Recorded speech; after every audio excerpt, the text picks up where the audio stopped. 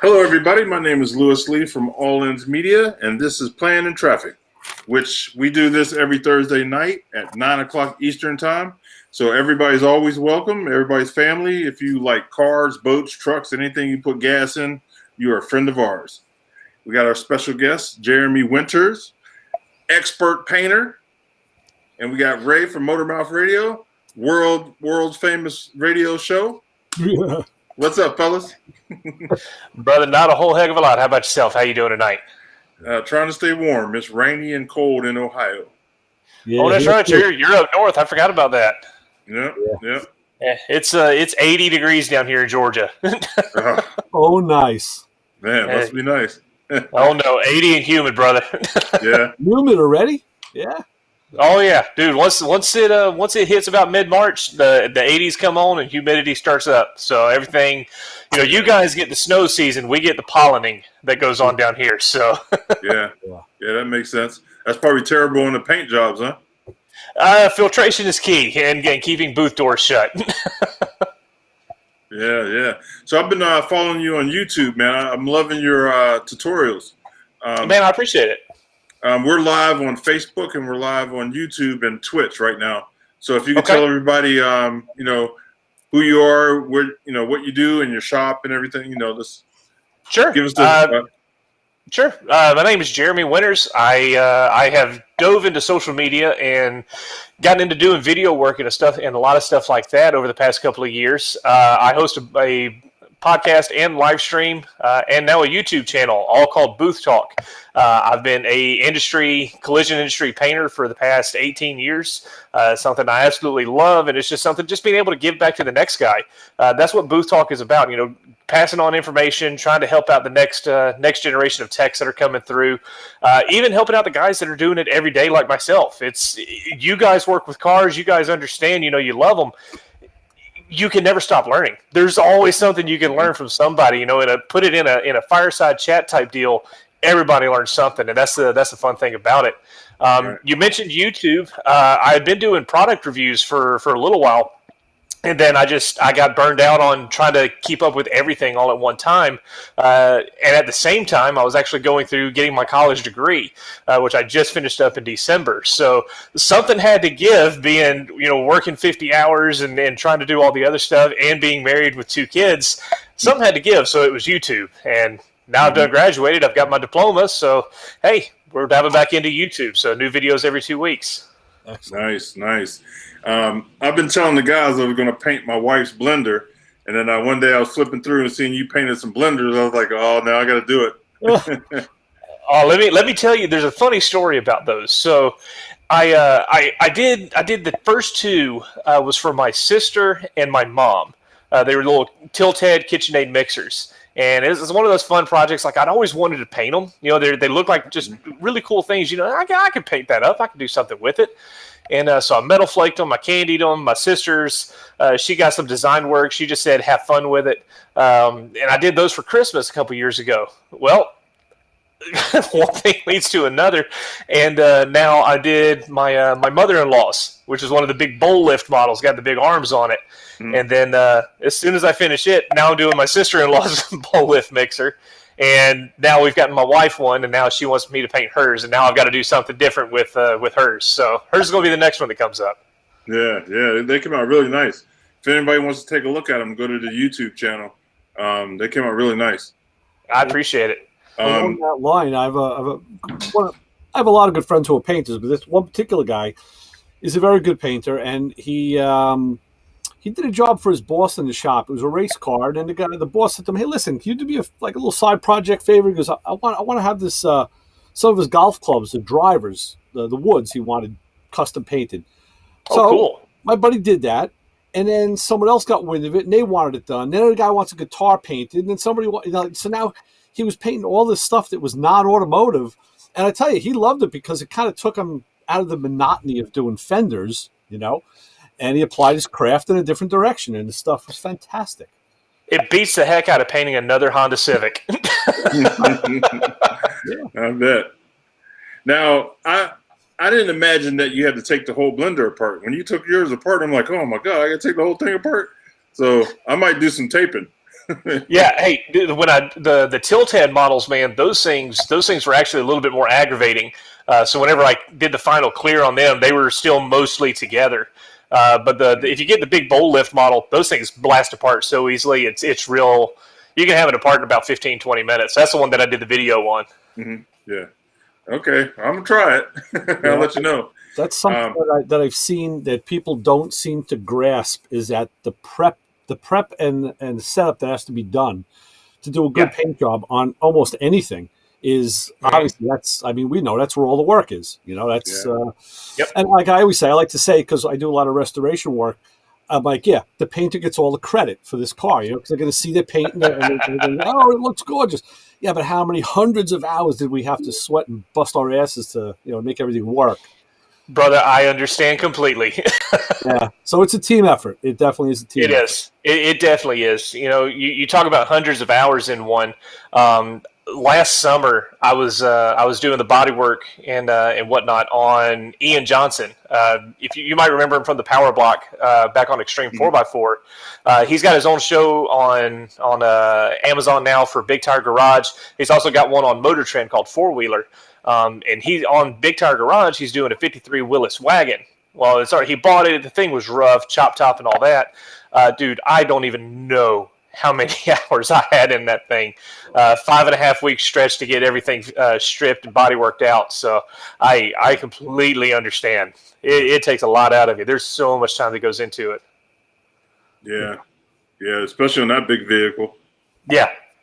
Well, even Lewis, even on a motorcycle, we've both restored motorcycles, and it looks like a hand grenade went off. There's parts everywhere. It's my plastics. I had 38 pieces of plastic that I had to. That sounds like a Goldwing.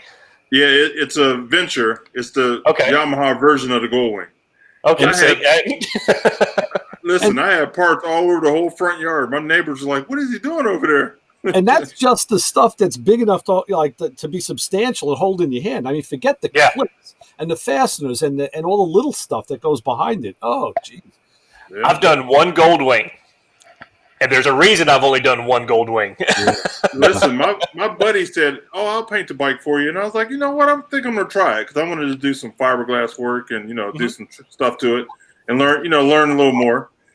And once I tore it apart, I'm like, "Dude, I should have let you paint it." Man, I would have paid him $3,000-$4,000 to paint it because when I had all them parts, man, you got to sand them. You got to, fix any cracks. You got to, oh, it's just a mess. Just like what he said a few minutes ago. Prep is key. Everything is based off of prep. The more time you spend on your prep work, the better off everything else is going to be. Yeah. We have a 64 Caddy Eldorado Baritz convertible in the shop right now. And the only reason they took it in was because previously it had already been body worked and painted. So we're just doing assembly and and some other stuff. And otherwise that car would have never made it in because I stood by the quarter panel and I took a picture. It's got to be about 24 feet long. I can't imagine block sanding, getting that, working on those quarter panels. 2x4. Yeah. Yeah. Oh, I should go over there and get one of the blocks that I've got. I use these plexiglass blocks or acrylic blocks rather. They're from a company called Lucky Mats. You can find them on Instagram, Lucky Mats Rod Shop, and he's got them in all sorts of different thicknesses.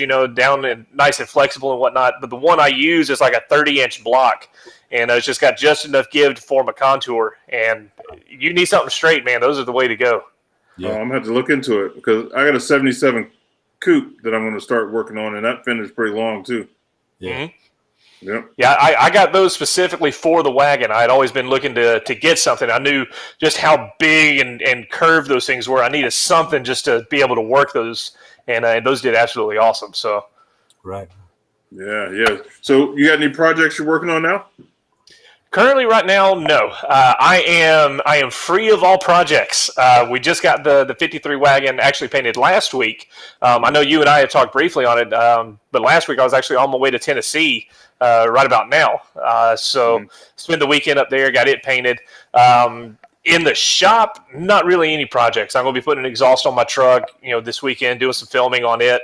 But other than that, I'm waiting on a phone call. I know Kevin is getting ready to start the paint prep process for the Miata for season 3 for hands-on cars. And then Ian's got some stuff coming up, so maybe I'll get a phone call, maybe I won't. We'll just see how it goes. Yeah, that's great. That's great. That Camaro came out really nice, Kevin. Or was it a Firebird that Kevin Which was one? working on? The Kevin had a Wait. what was his? Firebird? His was the Z Sled, the Z28, the black one. Z28, yeah. Yeah, that thing is absolutely crazy. Being able to see it, I still haven't gone for a ride in it, but that thing is beautiful. Man, he built some stuff, man. What's funny is on Project Cetane here. I finally got to see that thing finished out last Friday, whenever I was up there, and it is a turbocharged Cummins. I want to say 5-liter. Don't quote me on that because I'm not a motor guy. So, Yeah, it's the but it's 5.9. out of a Nissan Titan, and they set the motor back on a Schwartz chassis 22 or 24 inches. He's got almost perfect 50-50 weight distribution on a 60-something C10 truck. 700 horsepower, turbocharged, 1,000 foot-pounds of torque. Let me tell you something. You shower down on the gas on that thing, and it feels like somebody's just shoving you straight back into the seat and just not letting you get up. It was an incredible feeling. Wow. And now for the Miata build that he's doing, he's got a supercharged LS motor going into a Miata. And I said, "What the hell are you doing?" He said, "Everybody needs a 500 horsepower roller skate. Why not?" Yeah. That's right. Well, I wanted to worry about going for a ride with him because I can't fit in it. Hey, now the Miata, it is convertible. So, hey, we got that going for us. Yeah. Because I'm the same way. I can't fit in a Miata. Well, I told the guys the story a while back here on the show. I used to own a repo company. So Okay. One day I'm going to get a Miata, right? So I got the keys. I run up the driveway real slow. I'm ducking because I'm tall, So I get in the car, start it. I shut the door, and my leg was stuck in between the door and the steering wheel. I couldn't back out. So I had to open the door and drop the roof. Man, it was terrible. I was stuck. I can comfortably fit 2 people side by side in a Miata. Now, of course, I'm using comfortably, extremely sarcastic there. Being in the body shops, we always have to, we're always moving cars in and out, and that's a great way to be able to see what kind of cars you like, which ones you don't. It was probably about 10 years ago. I was working at a dealership, and me and another tall guy about my height, I'm about 6'3", 6'4", and we were at the front of the dealership. We had to take this car back around to the back. I was like, "Well, don't walk around. I'll just drive you back there." So both of us are in this thing. They're like, "You good?" I mean, he's literally just sitting right here. We're shoulder to shoulders. All right, let's go. Well, I'll tell you what other car is like that I never expected. It's a Model A Ford. Really? If you look at those cars, I never thought of it. I mean, I've seen it. Narrow. Yeah, I mean, the front is wedge shaped. The front is narrow, and then it gets wide in the back. So the back seat is very roomy, but the front, I'm 5'9.5". I got a buddy who's about the same height and about the same size as me, and in his Model A, we both sat in the front seats, and we were like almost shoulder to shoulder. Yeah. Oh, wow. Yeah, very deceiving. It's like a tea bucket. I mean, you're Kind of. touching. Yeah. Yeah. Deceiving. But So what kind of paint do you use primarily? Well, currently at the shop that I'm at, I work for RCI Collision out of Warren Robins, Georgia. We are a water shop. We shoot Axalta. It used to be DuPont back in the day. DuPont sold out to the Carlisle Group, and then we shoot their water. Water is pretty much the way to go now these days. Just VOC compliance, EPA, stuff like that. All the OEs have pretty much made the transition pretty much over to water, so it's just easier for color match and stuff like that. Anything I'm doing on the side, just all these little playing around on test panels and whatnot, it's still insolvent. It's what we've been using for years. Mm-hmm. yeah. We Tammy from Tamco, don't you? Yeah, she actually was a sponsor for the wagon build for the paint on that. That's all we used on it was the Tamco primers, paint, and their clears. Yeah, that stuff's no joke, man. How do you like it? It was my first time actually using it. The funny thing about Tamco, and I'll be the first one to admit it on this. There are so many people. You bring up Tamco in some of these groups, and people are like, "Oh no," because of the price point. She doesn't price it, way sky high. And kudos to her. That's awesome. But because of that, a lot of people think it's more of a bargain brand, lower tier, and whatnot.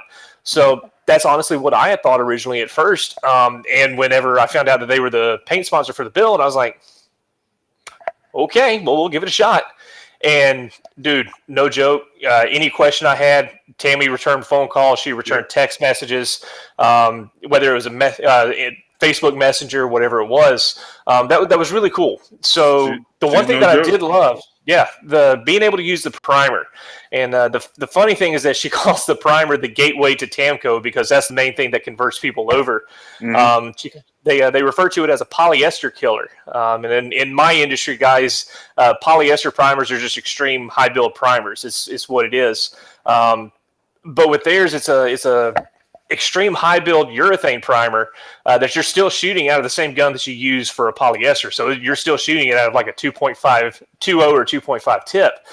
Basically, it's like going from something real tiny to a water hose putting it out. But it built like crazy. It sanded nice. I didn't have any shrink back or anything with it, so it was really cool. And then being able to spray the paint over the past weekend, clear it. I've never shot their clear, never shot their base until this past weekend, and it laid down nice. I didn't have any issues with it, so it was really cool. And I'm looking forward to trying out more of their stuff in the future. She just popped up on Facebook. She's live right now doing something. Yeah, there's something going on in over there in the Tamco group. I saw saw her announcement that she had put up. So yeah, I'm about to holler at her because she comes on the same time. I was like, hey, how you gonna come on my show if you're on live too? But she sent me some paint for my blender. Okay. And for my bike too. She sent me some clear because my clear got messed up. And now I painted my gas tank in a couple little pieces. Now I got to paint the whole bike or re-clear the whole bike because that clear is so nice. Yeah. And like you said, it laid down real nice. And oh man, this is beautiful. And Tammy is no joke with the knowledge. She knows her stuff. That's been one of the neat things about it is just to just have a conversation with her. Again, because in the early years, she was having to defend herself, a lot through social media and whatnot. And I get it, being a woman in pretty much a male-dominated industry, you can kind of see how that would go. And we all know how social media can go at the same time. Internet's great, but it also sucks at the same time with people who have opinions. So it's nice to see how it's progressed and finally getting to use it. It worked for me. It worked for for what we were doing. It's like I said, it sanded nice. It laid down nice. So I can't complain on something that I've used and worked for me. So it worked great, and I'll use it again. Yeah, for sure. Yep. So, Jeremy, let me ask you this. This is something that I know about firsthand. All the guys I know who are body men and or painters, of course, everybody has their own, their normal supply of tools. But all of these guys, it's the one select group that I've seen that always has homemade or hand-cobbled tools that are personalized to that person. So what kind of personalized stuff do you have in your toolbox? In all honesty, the personalized stuff I have is, oh, good Lord, look who's there right there. Terry, what's up, buddy? What's up, Jay? What's up, Lewis? Howdy ho, neighbor. What's happening? How's everyone doing? Ray, what's going on, brother? Terry, how are you? Good to see you. Jeremy, what's happening? Now, I was hearing y'all talking about Tamco paint. It's the truth. No joke. It's the truth. But no, going to what she's asking about just homemade tools and stuff like that. It's just I've got some stuff here, from not anything that I've used in the industry so far for my side of stuff. It goes back to more just working here in the home shop. And it's some of the stuff, my dad had, some of the stuff passed from my grandfather and whatnot.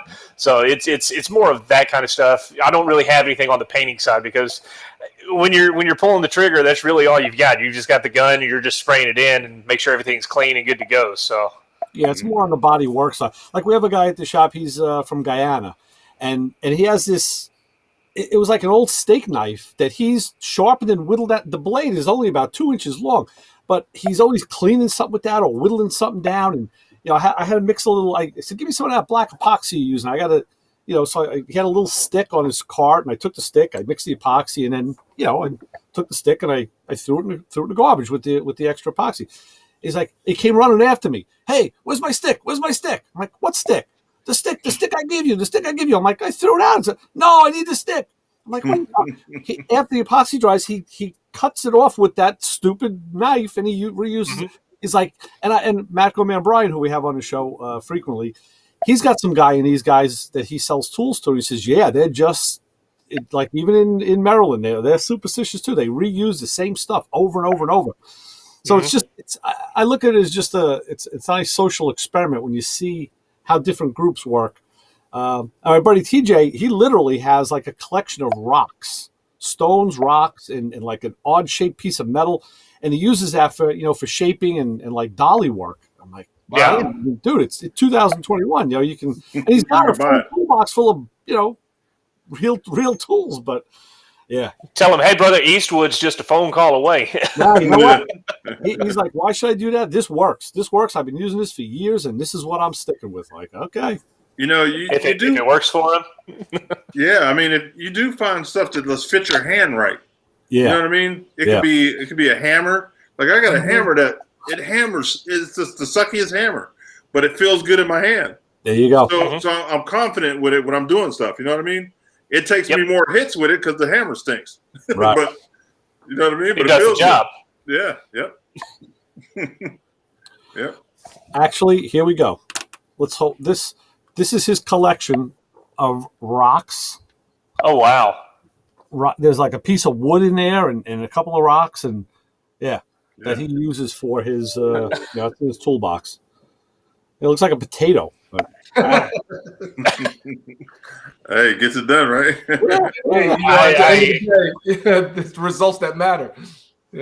Hey, I noticed, brother. If he's getting it right, then again, what do you say to that? Oh no, he's an excellent body man. His stuff comes out like glass. You get some of the old school guys. And just a quick story for you. Whenever I first got started, I had a '93 GMC Sierra. I got it from my brother. Been in a previous wreck, and the hood was sprung. Both sides kind of kicked up a little. And there was this old body man. He'd been doing it 50, 60 years. I mean, this guy, he should have retired a long time ago.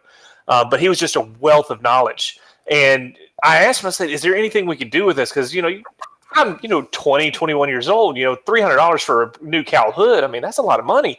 Right. And he's just like, I can fix it for you. Go get me after work. Okay, cool. I'm thinking I'm about to see him hook up to a frame machine and pull it down on either side or some sort of fancy. No, this man came out with a 4x4 wooden block, set it on the top of the radiator support, said, push down on that corner. I'm pushing down on it. This man jumps and shoves down, and I guess just unsprings it. And he takes the block out, slams the hood, perfectly straight all the way across. He said, "All right, there you go." I had a similar story. The same guy with the rocks. I had an '81 Cadillac Eldorado Baritz, beautiful car. Okay. But the driver's side door hinge was a little out. And even, when you close the door, it wouldn't latch all the way. You really had a whomp on it. Okay. He says, "Listen," he goes, "I can fix that." I'm like, "Yeah, well, I got to order hinges, right?" He goes, No. He goes, "Go to the back, get me like a 15/16 and maybe like an 1.1 socket." So I'm like, "But wait a minute, none of the bolts." Hey, he goes, "Don't talk. Just go get me the sockets." I'm like, "Okay." So I'm walking back to the toolbox, thinking the hinge bolts, like, what are they? 9/16, 5/8? What the hell's he doing? I bring him back the socket. He opens the door, and he kind of eyes it up. He puts one of the sockets in by the hinge, closes the door gently, holds the pressure on it, and then he whopped on it. And I just about died.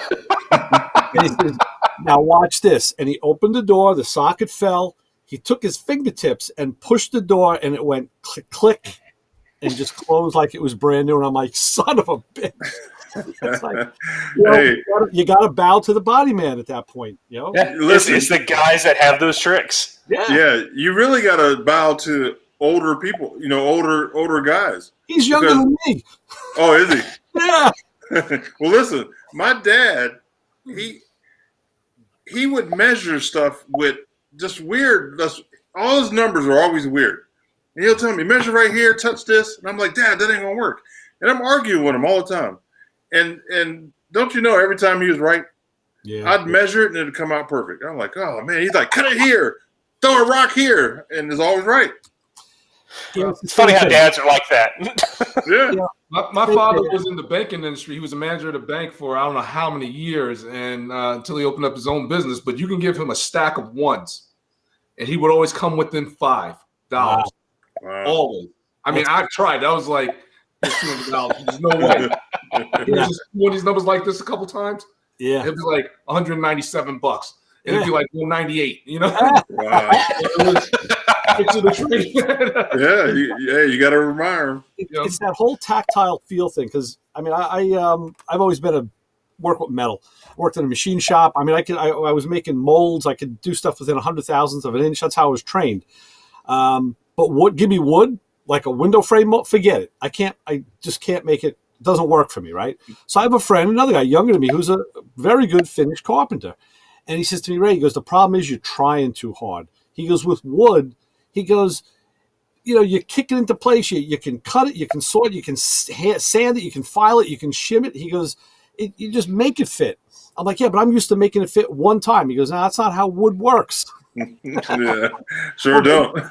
and his stuff came out like, gorgeous, picture frame quality, absolutely gorgeous. But see, my dad's probably rolling over in his grave right now hearing that. My dad was a woodworker and just loved the precision fit stuff and making stuff, just look seamless and whatnot. And he tried to pass that on to me. Oh, I failed horribly. I'll tell you though, they're all like, you talk to a It's art. you talk to a cabinet maker, someone who's like an old school guy making mortise and tenon joints, guys are doing dovetail joints. I mean, before they had the tool to do it, they were doing it by hand. I had a friend, I saw this years ago. I knew he always worked with Formica. He did a lot of cabinet work. And I happened to watch him one day at a friend's house. He was going to put some new Formica down. It was in a trailer. And he gets out his router. And what he did is he routed like a 45-degree bevel on the edge of the piece of Formica. So that's only like, 20,000 thick. But that's the precision this guy worked at. So when he laid that stuff together, it disappeared. The seam just disappeared. Oh, wow. I was like, man, that is craftsmanship. Yeah. Beautiful.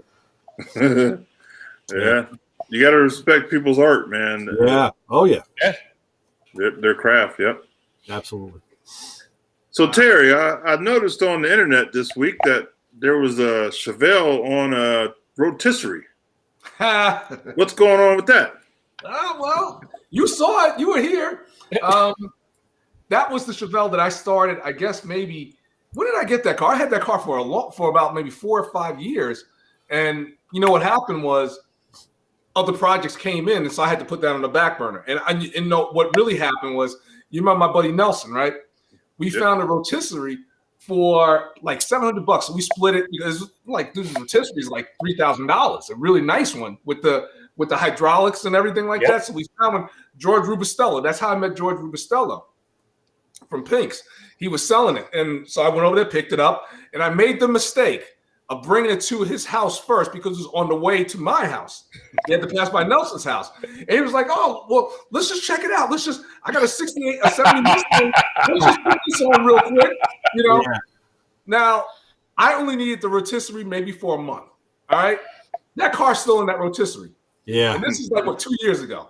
So I've been kind of waiting for it to come back. And then I found a guy in Perth Amboy who was selling one. I was like, you know what? Let me just, and Nelson was like, here's half. Go get the rotisserie.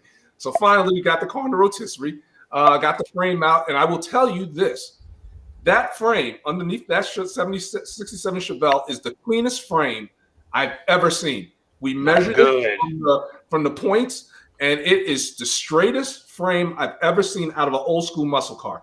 Nice. Nothing has to be done. Nothing.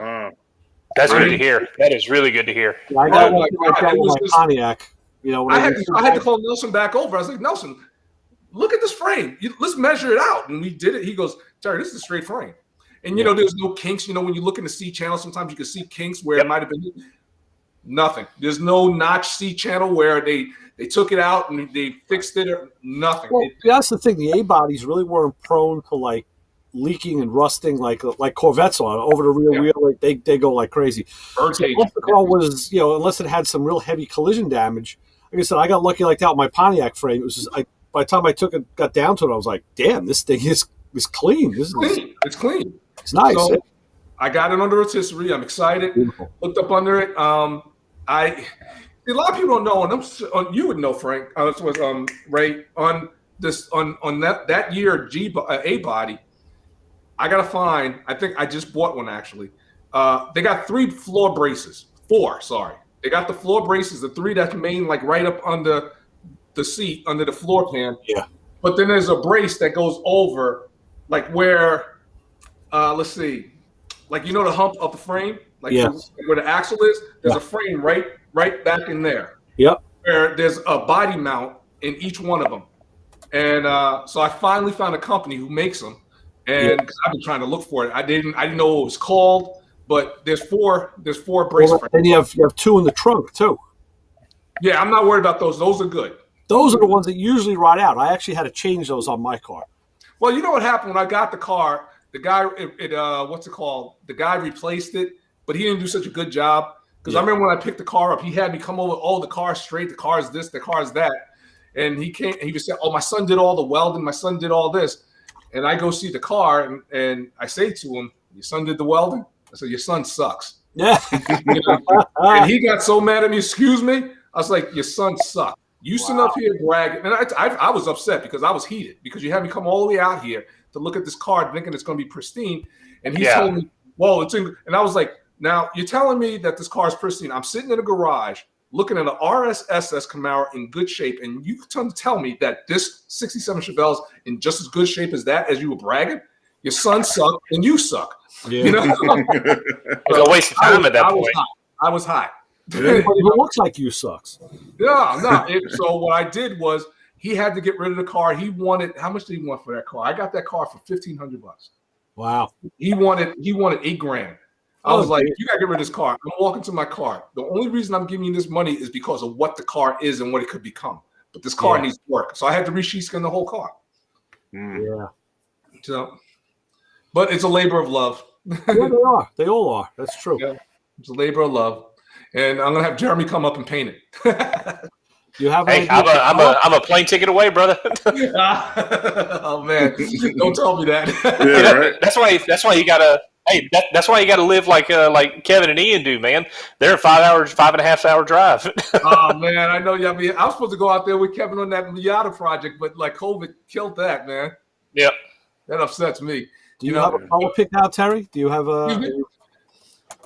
For that car, I'm thinking like a champagne. That's nice. They had a factory color that was. Yeah. Right. I'm thinking like a champagne because you know what it is? I don't have the regular Cal hood. I just sold that. The regular SS hood. Yeah. Mm-hmm. I like the Cal hood, the 2-inch Cal that goes up on that. I think The SS hood is nice too. you know what color you paint that car. I mean, I think both hoods are pretty, but I think if you go with a blue color, like a darker color, I think that the Cal hood, the regular hood with those inserts, look good with their chrome inserts. Yeah. But if you go with like a silverish or something like that, I think I just don't think you go wrong with the Cal hood. Plus, I can't argue with you on that. No. Yeah. Okay. Are you going to? Hey, Jeremy, are you going to? Are you planning on going to SEMA this year?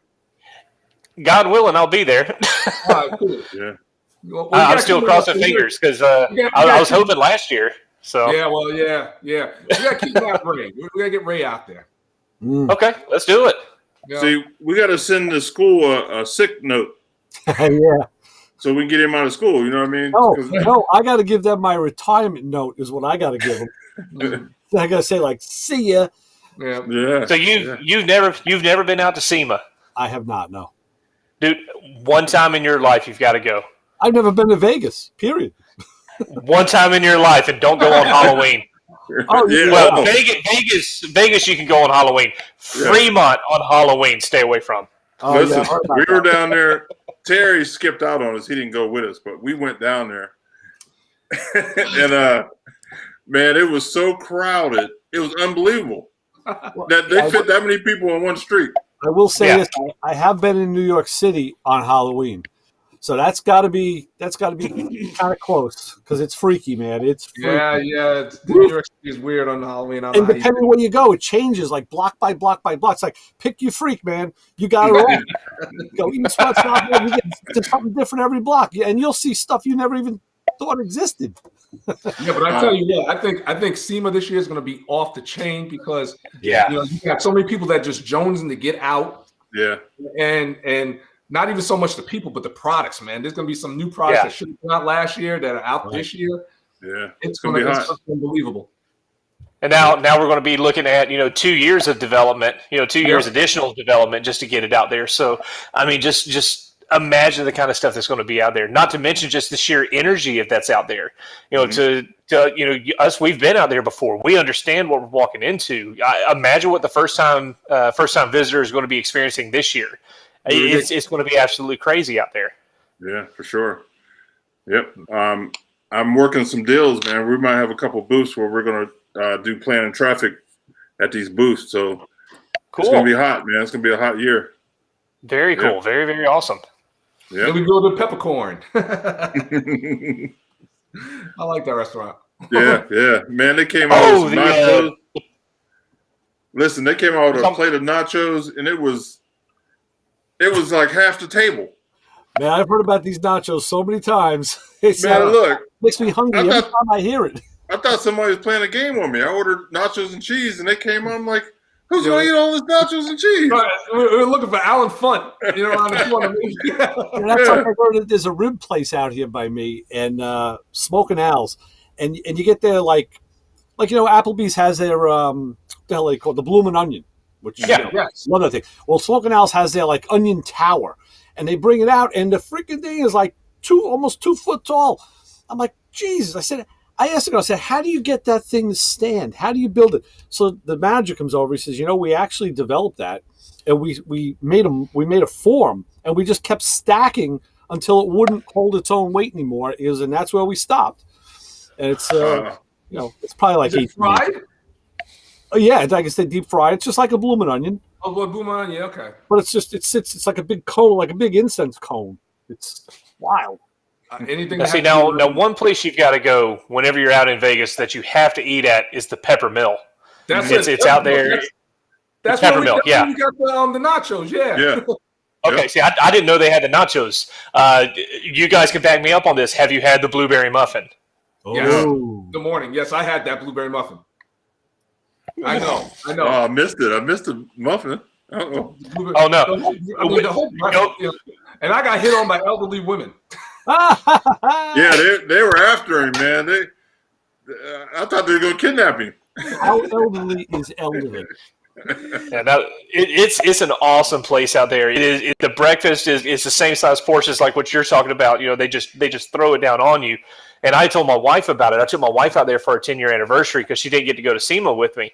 And so I was like, all right, we'll make a trip out of it. So we go straight from McCarran Airport to the hotel. We get checked in, and then we go straight to the Pepper Mill. And she's walking in, and she goes, and it is old Vegas. It is what you think about old Vegas when you walk in. And she's just looking around. I was like, trust me, you're going to love it. She got one taste of that food and then tried the blueberry muffin. She was hooked. That's all she cares about Vegas now. We need to go back and eat at the Pepper Mill. Yeah, my wife likes it too. Yeah, we had a good time.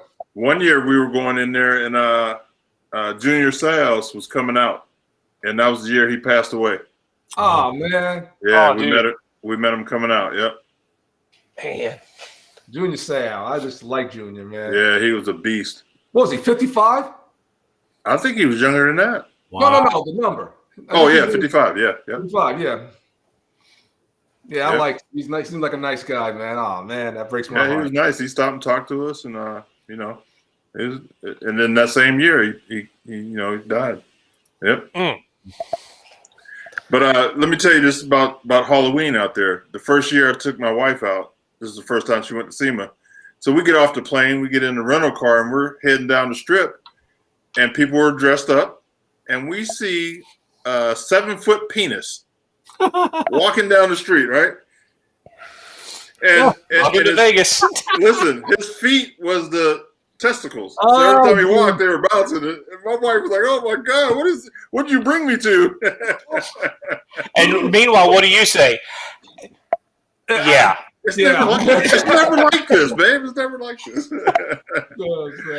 My first experience was for Halloween was actually at SEMA. It was 2016. It was my first year going, and me and my buddy Steve Jones had gone out there, and he's taking me through because he'd been to Vegas before, and we're seeing Fremont. Now this is like early afternoon when we see Fremont. Okay, let's a little, but Yeah. okay, whatever.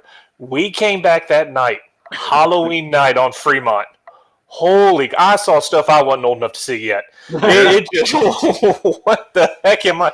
The dancing naked, full grown baby man. If you've been on Fremont, you understand what I'm talking about. Yeah. It's crazy. Yeah, they have a good time, and that's what it's for down there. So hey, kudos to them. They know how to have a good time. I'll give them that. Halloween that happens on. That's the everyday, man. Yeah, but Halloween is just Yeah. a lot crowd. It's the crowd, man. It's the crowd. It's us coming over there. That's what it is. Yeah. That's what it is. They've got the influx. How many people does SEMA bring in? Like 1 million? Yeah. Close to 1 million? Yeah. I mean, obviously my numbers are probably wrong, but I mean, they bring in a crap ton of people. I think it's 200,000 a day goes through. Wow. God Yep. almighty. I mean, see, that's my point right there. You got all that influx of people. Yeah, and we're there like like it's normal. We're just there, bouncing around. Yeah. Yeah. So I mean, it's once you get into the convention, though, man, it's again, brother, you got to get in there. You've got to go just once. The way it's laid out, you've got the Central Hall, North Hall, South Hall. There's stuff everywhere. If you're in the automotive field, there is something there, and you're not going to leave that place without a smile on your face and a different outlook on what is possible. Yep. That's the key is seeing stuff that it triggers your mind to think further, or build or paint or whatever the case. Yeah. And not to It's a great place to network too. Oh Yeah, network, and don't forget the beautiful cars that are out there. Just stuff that you never thought of to do to your car, and you're just like, oh my God. And when you see it done, you want to go home and start working. Yeah, exactly. You're inspired, man. And really the people, the friends that I meet on this show, that we meet them in person. It's like you've known them forever. You've been friends forever. It's like a big party, a big backyard party. It really is. Yeah. And the after parties are the ones that are even even more so. Yeah. I mean, SEMA is great, but then you start going and just literally you're hopping hotel to hotel just to meet with these folks that over there. Well, and then you're networking with those people. Hey, like me, I was going and I was meeting with people from different paint booth companies and stuff like that, and go over here. And then Joe Coddington, her and her crew, they were having a big get together. So you go over there and hang out with her and her friends, and I mean, it was an absolute awesome time, and it's like that every single night, and it just goes. Every single night. Yeah, and until the night when Lewis wants to go to the dub party and everything like that. It was either Steve Darnell or the dub party. Well, we went to both. You got to go to both. Like you said, we bounce around. But see, like Jeremy's saying that, when I go to the dub party, I'm mixing with a different clientele. You know what I mean? Mm-hmm. A lot of the entertainers go there, so I mingle with them. And then I go to Steve Darnell's, and it's a different, everywhere is different. You know what I mean? But you got to hit them, man. Yep. That's one thing that SEMA taught me is that if you reach out and you strike out and lose, what did you actually lose? There's so many people there. Walk up to people, find out, hey, my name is, this is what I do. What do you do? And just chat with them. Everybody is so accessible. The celebrity folks that folks have looked up to for years, everybody is so accessible, and they're all there for the same reason. It's absolutely awesome. Like I said, it's probably about 90% of the networking of the people that I know have come from going to SEMA, and that was the best decision I ever made for my career in 2016. Taking what was a really horrible time around that time frame, just first of November. It used to be a really horrible time, and now being able to go to SEMA, get my mind away, and just now it's a time for celebration, to just enjoying it. So yeah. it's a wonderful thing. Yep. Yep. I think Really Kevin is. Ted said it best. It's like a huge family reunion, man. Yeah. Yeah, everyone knows everyone, and it's just great. Yep. Speaking of Joe Connington, that's my girl, man. I'm trying to get her on here, but she's a little shy, as you know. You want me to give her a call? No, I talk to her all the time. Okay. I was like, I hey, say, I'll call her. I'll tell her. I'll talk to her. She just she keeps ducking me, but we'll get her on. Miss Joe is an absolute sweetheart. I have nothing bad to say about that woman. Oh yeah. She has supported me from day one of meeting her. And so this is me. I thought that once you get big and famous and whatnot, you have people that handle your social media and you don't actually respond to people and whatnot. That's not her. No. I sent a message, prior to SEMA 2016, and I just sent her a message, hey, love the show, love what Boyd had built over the years, hope you're doing well, blah blah blah. I'm Joe Blow off the street, and now it took like 2 weeks, but I get a message back. All of a sudden it pops up, Joe Connington sent you a message. Oh, that's cool. And all of a sudden, just a full conversation ensued. Are you going to SEMA? I'd love to see you out there. I'm going to be over at the Aero Detailing booth. Mm-hmm. Oh, that's cool. Well, yeah, I'll swing by. I literally walked up to the booth at that time and waited. And she looked at me. She pointed. She goes, okay. And then she finished up what she was doing. She came up. She goes, at the time, my screen name that I had on Instagram was That Painter Fella. And she goes, you're the painter fella. You paint cars. Yeah. Yes, ma'am. Okay, that is you. Yeah. She's like that all the time, man. Good lady, man. Yep. I wish I could have met Boyd. He's one of my favorite builders. I wish I could have met him. Yep. He would have been absolutely awesome to have just shaken hands with and just picked his brain a little bit. Just seeing how he designed cars and just how he had the vision for certain things. It's neat. And as sad as it is to say, I mean, it's just a reality of what we live in.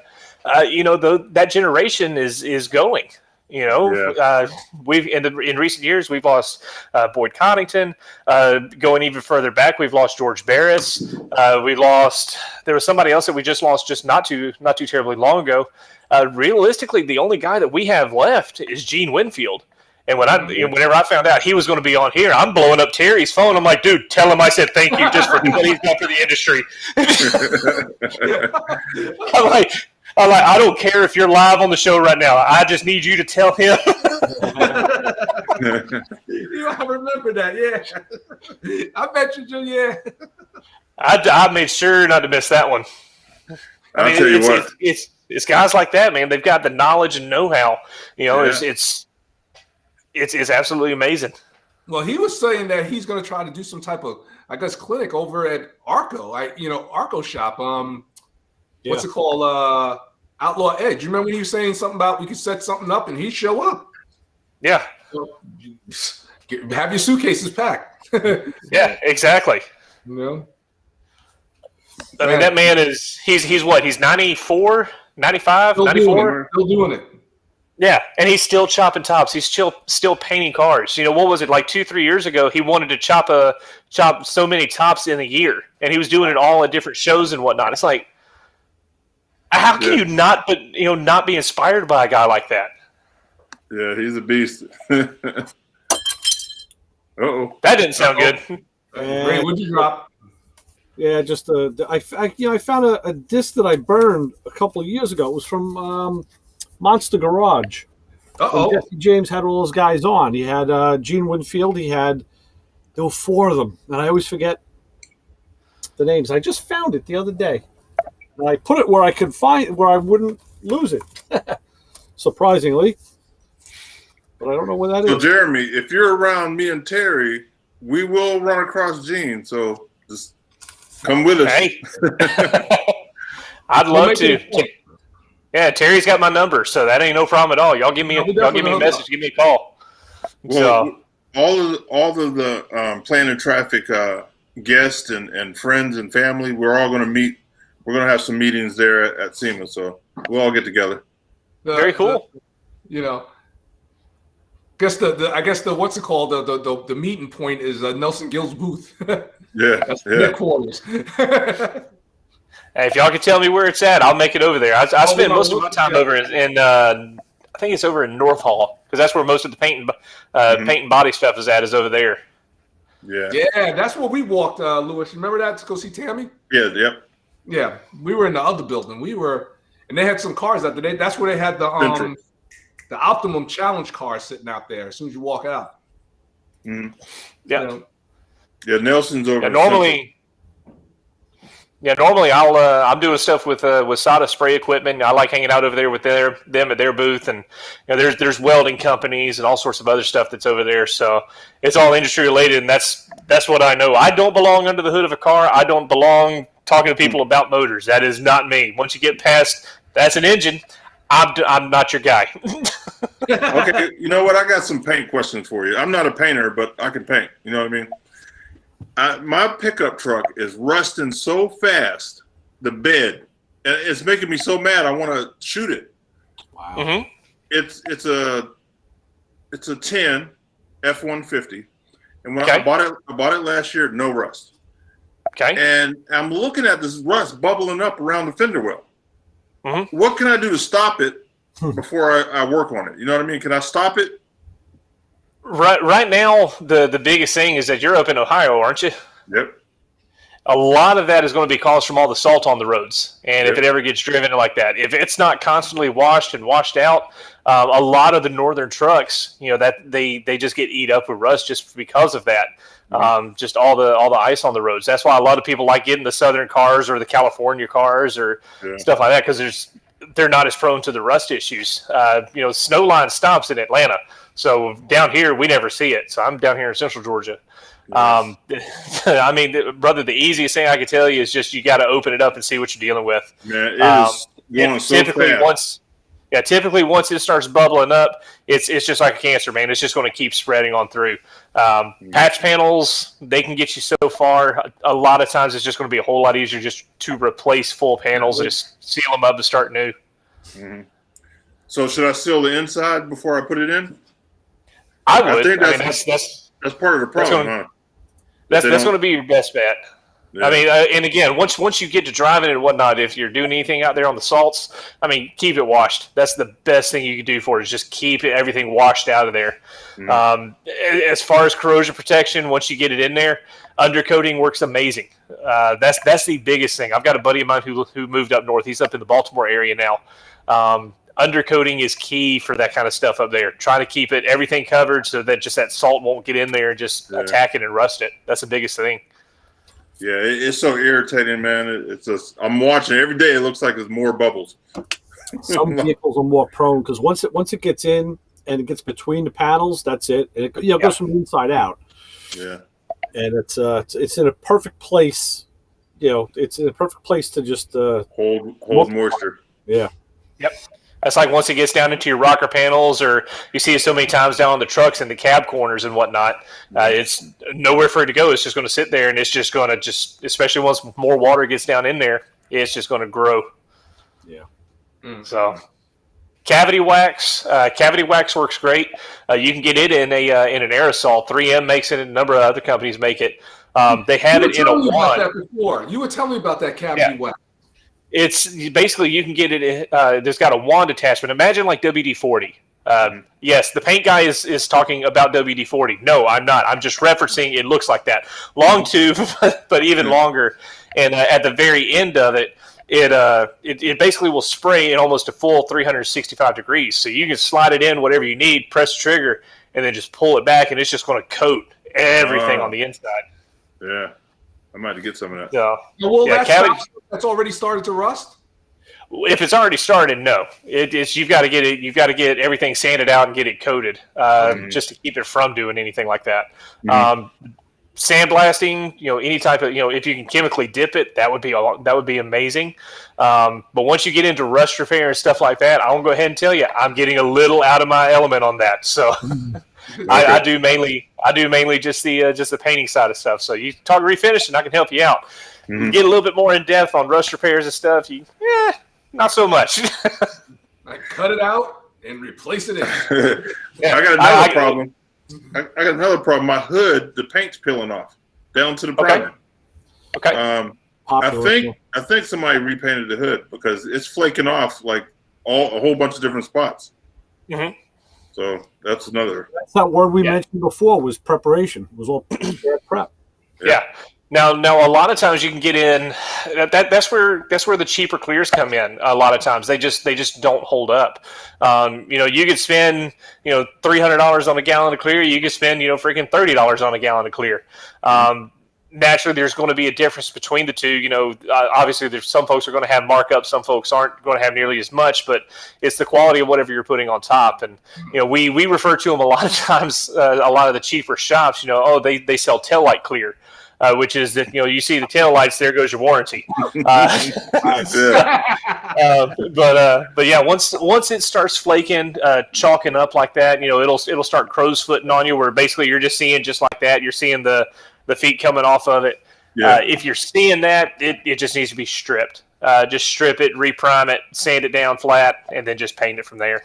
All right. Well, so Mackelman Brian was just telling me that on the Fords, they use in between the panel, they used a sort of a foam, I guess an insulation or whatever. And once that gets wet and degrades, it becomes a wick and just attracts more moisture and then Oh, nice. exacerbates the whole problem. So Yeah.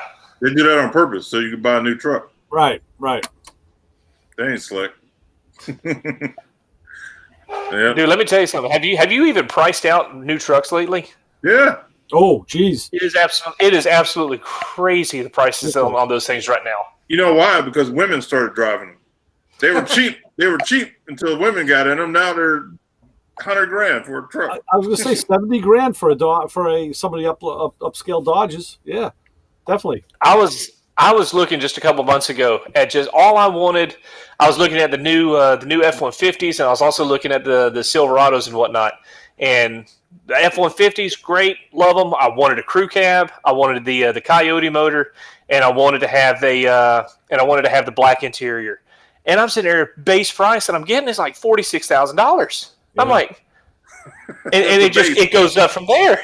Yeah, base price just for that. And I'm like, okay, well maybe I'm not going to buy new.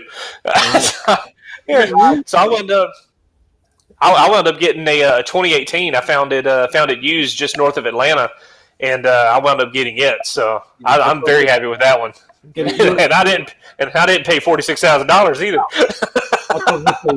You're 2 years old, and you let someone else take the depreciation hit. Yeah, exactly. Serious. It's like my ZL1. There's no way I'm spending $70,000 on a car, let alone a Camaro. Forget that. There's no way. No, I got mine for 16. I was like, that's what's up. Yeah. There you go. Yeah. No, that's what's up. Absolutely crazy what they're getting out of these cars. And wait, have you noticed that you can finance for 84 months? Wow. Yeah, really? no. What the They're going heck, to turn man? around. You're going to pay so much more in interest on that. And they're going to be laughing all the way to the bank. Oh, yeah. Yeah, that's why they did it. That's why they did it. Actually, the bank's already laughing because the dealership's already got the money. You're paying the bank. They're laughing, getting off the interest. Yeah. Hey, we got my man Jack. We got Jack in the chat room. What's up, Jack? Jack. Where's Jack from? He's truly. Oh, there we go. Jack Pollock. Okay. Hey, Yeah. Jack. What's up, buddy? I don't see He him makes on the truly rulers. Oh, Trulers. Yeah. Yeah. I found him on Instagram. Yeah. Yeah, that's my man. Right. I've never actually talked with him. But he's always come across as just a real nice guy. I've never directly talked with him. Yeah, good dude. Good I'll dude. tell you, Yeah. The He'll take pictures care of they you too, post- man. Pictures they post, these guys do some real old school stuff, like flakes and panel jobs and scallops, real old school style stuff with a lot of metal flake, which is so cool. Very Yep. nice. Yep. Yeah, Jeremy, you did something not too long ago. I think it was a couple of weeks ago with the painting the lines and making them go over and lapping, going over and under. I've actually got my laptop sitting on that. Oh, there you go. Oh yeah. Yeah, Metric, that's yeah, good. beautiful. I did that with a flame job on my motorcycle. We took the flame licks and we did something a little different. So we took, had some traditional ones, And then we took one and kind of made an oval in it and made a lick go through that and come out the other side. And then we just did some overlap with some drop shadow, give it some 3D look. Came out pretty good for a couple amateurs. You know. See, and that's the thing. You know, that's like what I'm trying to do with the YouTube channel is just doing, you know, just kind of introductory basics type stuff, because it's always neat, you know, just to show somebody something, because you never know where it's going to lead for them. You know, for me, it's stuff I wish I would have known whenever I was getting going, because we all got into it because we wanted to build something cool, and then you learn these little tricks. You're like, man, that is kind of neat. And then you can just kind of build off of it. And, you know, you never know where it's going to grow. You get somebody with artistic talent, not me, they can take it wherever, man. And it's absolutely amazing to see what some of these actual sure enough custom painters, what they can do, you know, with the lines and shadowing and airbrush and stuff like that. It's amazing. It is absolutely amazing. And it opens up someone else's mind. You know, like people, I like hearing the thank you. Matter of fact, today I got a call from Chile. A guy was talking about, he has a ZL1, 2013 ZL1, and he was having problems replacing the snoot because he had to replace with the spring-loaded isolator. So his son calls me up from Tennessee, and he says, do you mind? He's, first of all, I'm a big fan. I was like, well, I appreciate that. He goes, my father he told me a story, and he's in Chile. Do you mind if he give you a call? Maybe you could talk to him, maybe help him out. I was like, man, tell him to give me a call. So he gives me a call, and what he was doing was he was trying to remove the snoot to replace the isolator with the supercharger still on the car. And I told him, no, what you're going to have to do, you're going to take the top off, just put it to the side, and take the supercharger, there's like 10 bolts, move them out, and just lift it up, and it'll come right out. And he was just he says, you ever in Chile, make a trip, you stay here. He says, I'll teach you golf. He's like a golf instructor or something like that. They both. Hey. And I was like, cool. Go out there to Chile, man. What's up? Why get you some golf clubs to take with you? Yeah. Yeah, Jack. What's up, Jack? Yeah. Look, he got us on his page, rolling live. Thanks, Jack. Appreciate it, Jack. Yeah, man, you the man. Jack is the man. Yeah. But, man, I tell you what, his products are sweet, man. You really got to take a look at them. I'll check him out. I know I know a couple of the products that he has, but I haven't. I've never gone through them. Like I said, but again, you know, I don't do a lot of custom work. You know, some of the stuff I dive into is just for personal use, and then I'm like, that'd be kind of cool to show somebody. So yeah, he had a motorcycle out at SEMA. Man, this thing was incredible. The graphics on it, the chrome, the engraving is just, man, I was there for a half hour just looking at the details. Yeah. Jack Pollock. I gotta check his stuff out. Oh yeah. I want to say about that time I have to go and what's it called? I still hear my little boy. He should be in bed. He's waiting. He's waiting for daddy. Yeah, I'm gonna have to jump. Do your dad thing. I understand completely. Totally, Jeremy. We're gonna be talking. Ray, always be easy, Ray. Always be easy. And Louis, you always cutting it up. Hey, Terry, before you jump, yep. I had sent you a text on your logo I'm working on. Do you want Terry Wilson or Terry or Coverman 66? Let's see. Judge No, that's the Lamar. Judge. We'll talk about that. I guess maybe Terry Coverman 66 Wilson, I guess, something like that. Okay, I'll play around with a whole bunch of different scenarios. I'll play around with it. Hey, okay. Hey, did you, Ray, what'd you think about, I guess both of you, I don't know if any of you saw that, the video with the hood flap? No, I haven't seen that one yet. I haven't seen that one yet. No. No, me either. Yeah, what I did was I set it up because when I did the vacuum ports in the LSA, right, I needed vacuum with throttle response. Okay. I didn't want to use the brake booster vacuum because like that, it'll stay up and it won't come down. You never want to tap off of that anyway. You want that. No, you don't want to tap off that. I want to tap off of the actuator, and I don't want to tap off the what's it called, the boost reference. So that's why I drilled 2 holes, one for a boost gauge and one for the throttle response. And what I did was I shot a video. Tell me which way you like it. Do you like it because like, there you go. There you go.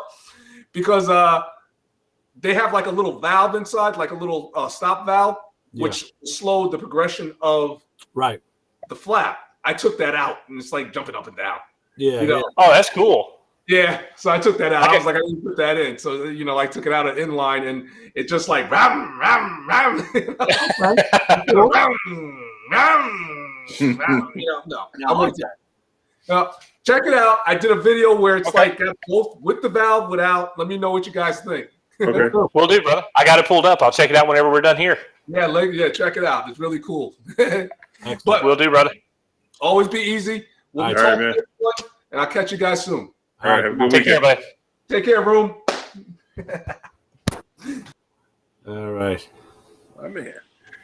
I'm gonna have to jump pretty soon too. I got an early start tomorrow. Yeah, I found out Okay. from Lewis. I found out just as a point of reference, the link that you sent me last week, the co-host link. Yeah. Well, even though it gives me the same screen you have, it still bounced me off. Did it? Yeah, it did. We were on for Man. about, I don't know, maybe 3-4 minutes, and it was like, bang. Oh, wow. So Well, we'll figure it out. I don't know. I got to keep playing with it. I think that would have been the perfect solution if it worked. But I guess the only thing I'd have to do is see if we could both sign on. But, Yeah. That's the only other way to do it. So, Are you- know. Are you on now as me? No, I came in through that same link because I was running a little late. So I said, let me just get in there quick. Okay. So, yeah.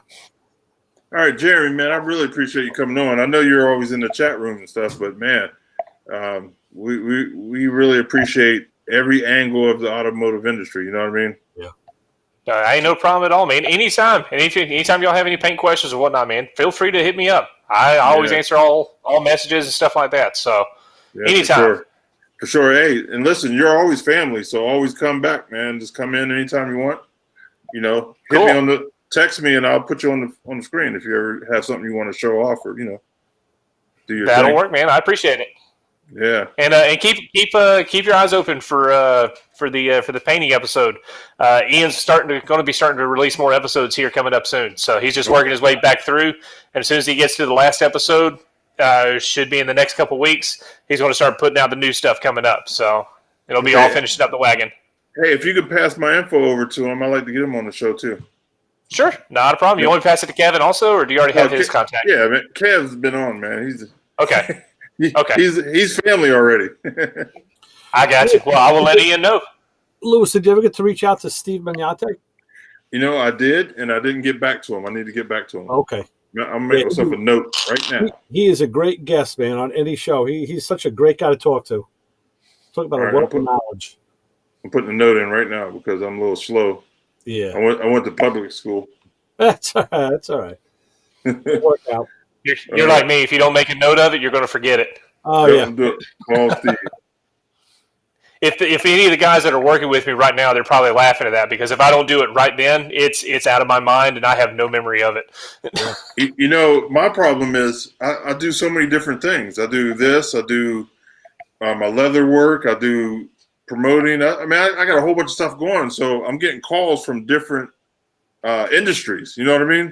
Right. So, man, before the day is over, I'm like, Got to keep track. That's the biggest thing. yeah.